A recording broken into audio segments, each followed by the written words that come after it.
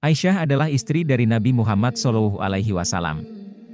Ia adalah putri dari Abu Bakar yang merupakan khalifah pertama, hasil dari pernikahan dengan istri keduanya yaitu Ummi Ruman.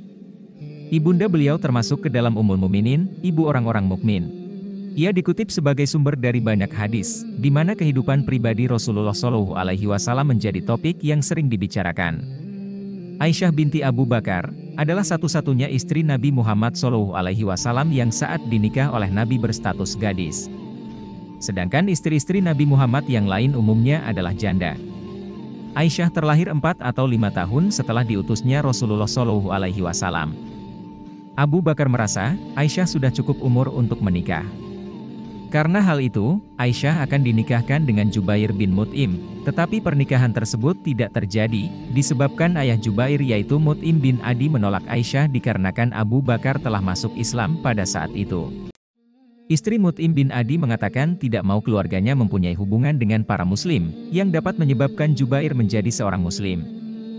Menurut Tabari, juga menurut Hisham bin Urwah, Ibn Hunbal dan Ibsat, Aisyah dipinang pada usia 7 tahun dan mulai berumah tangga pada usia 9 tahun, di mana Aisyah menjadi istri ketiga Rasulullah SAW setelah Khadijah dan Saudah binti Zam'ah.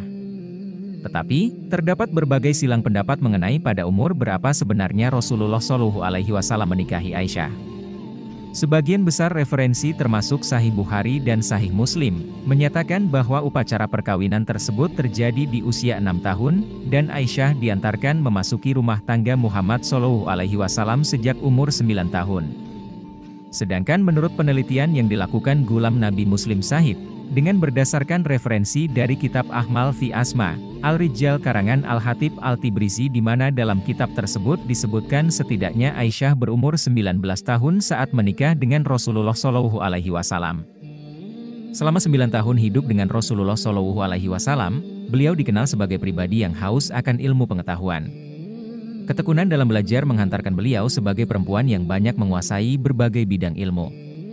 Di antaranya adalah ilmu Al-Quran, hadis, fikih, bahasa Arab dan syair.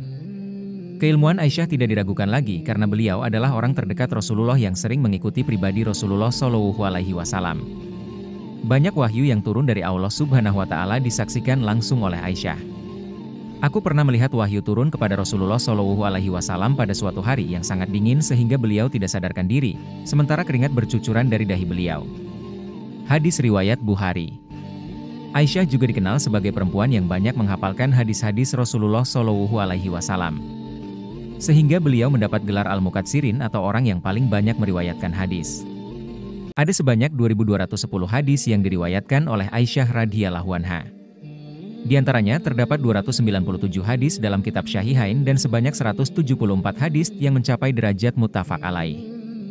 Bahkan para ahli hadis menempatkan beliau pada posisi kelima penghafal hadis setelah Abu Hurairah, Ibnu Umar, Anas bin Malik, dan Ibnu Abbas.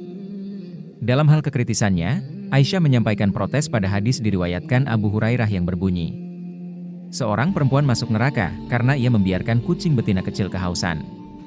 Ketika mendengar riwayat itu, Aisyah berkomentar pada Abu Hurairah, apakah ia Allah Subhanahu wa Ta'ala akan menghukum seseorang karena seekor kucing? Wahai Abu Hurairah, lain kali jika meriwayatkan hadis Nabi, berhati-hatilah. Kata Aisyah sebagaimana dikutip dari buku Women and Islam, An Historical and Theological Enquiry, 1991, yang ditulis Fatimah Mernisi. Kecerdasan dan keluasan ilmu yang dimiliki Aisyah sudah tidak diragukan lagi. Bahkan beliau dijadikan tempat bertanya para kaum wanita dan para sahabat tentang permasalahan hukum agama, maupun kehidupan pribadi kaum muslimin secara umum. Saking cerdasnya, bahkan sahabat-sahabat Nabi SAW mengakui otoritas Aisyah dalam mengomentari berbagai disiplin ilmu di masa itu. Hisham bin Urwah meriwayatkan hadis dari ayahnya. Dia mengatakan, sungguh aku telah banyak belajar dari Aisyah. Belum pernah aku melihat seorang pun yang lebih pandai daripada Aisyah tentang ayat-ayat Al-Quran yang sudah diturunkan, hukum fardu dan sunnah, syair, permasalahan yang ditanyakan kepadanya, hari-hari yang digunakan di tanah Arab, nasab, hukum, serta pengobatan. Tanda-tanda kecerdasan Aisyah ini ternyata memang sudah terlihat sejak masa kanak-kanaknya. Hal itu terlihat dari perilaku hingga caranya bertutur kata. Sulaiman An-Nadawi dalam buku Aisyah mengatakan, karakter anak-anak pada umumnya sama, yakni tidak memiliki perhatian pada segala sesuatu di luar dunia mereka, kecuali setelah menginjak usia 7 atau 8 tahun.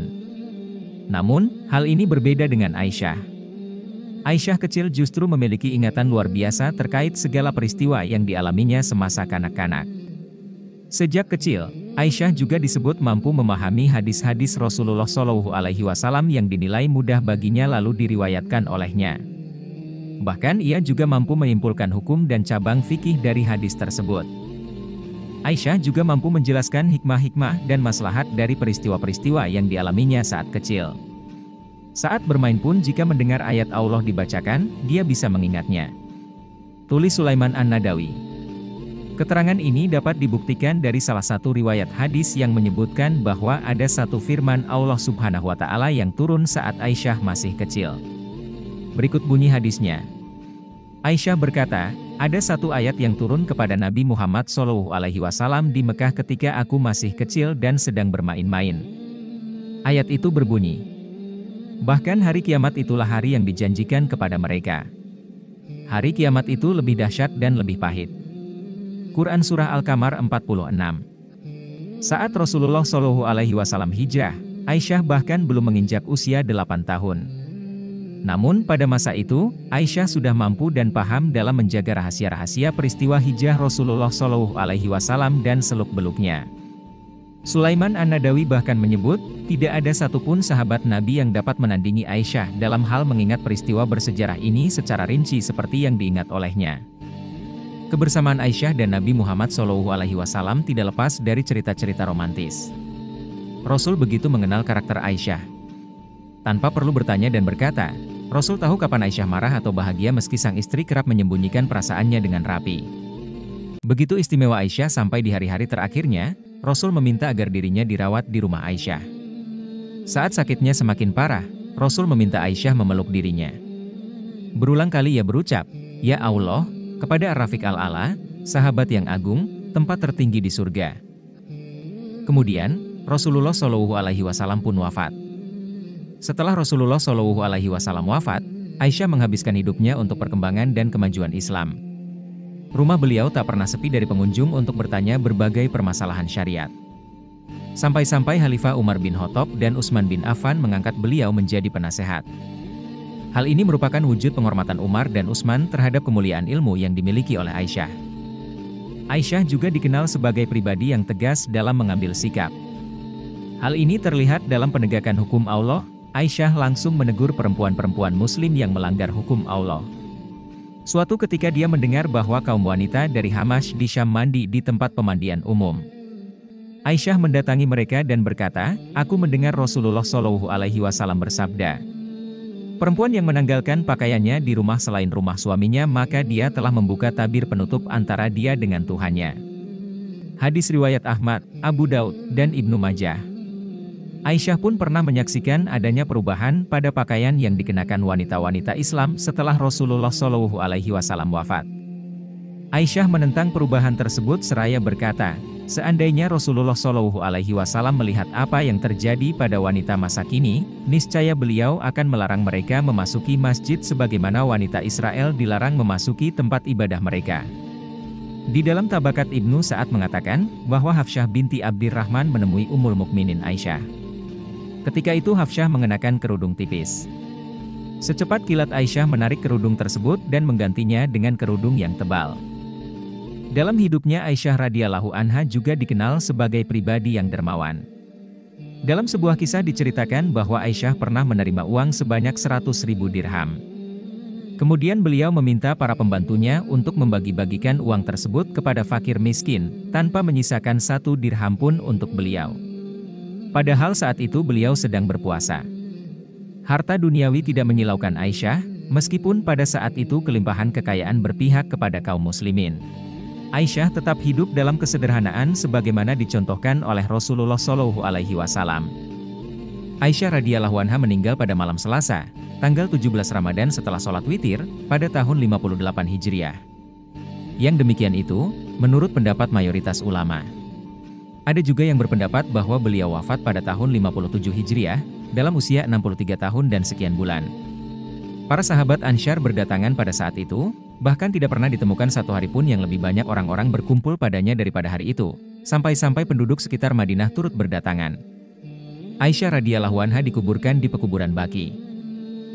Sholat jenazahnya diimami oleh Abu Hurairah dan Marwan bin Hakam yang saat itu adalah gubernur Madinah. Sosok Aisyah radhiyallahu anha merupakan teladan yang tepat bagi muslimah, tanpa perlu menggembar-gemborkan masalah emansipasi yang terjadi saat ini. Keberadaan Aisyah sudah membuktikan bahwa perempuan juga diberikan posisi yang layak di zaman Rasulullah SAW dan para sahabat.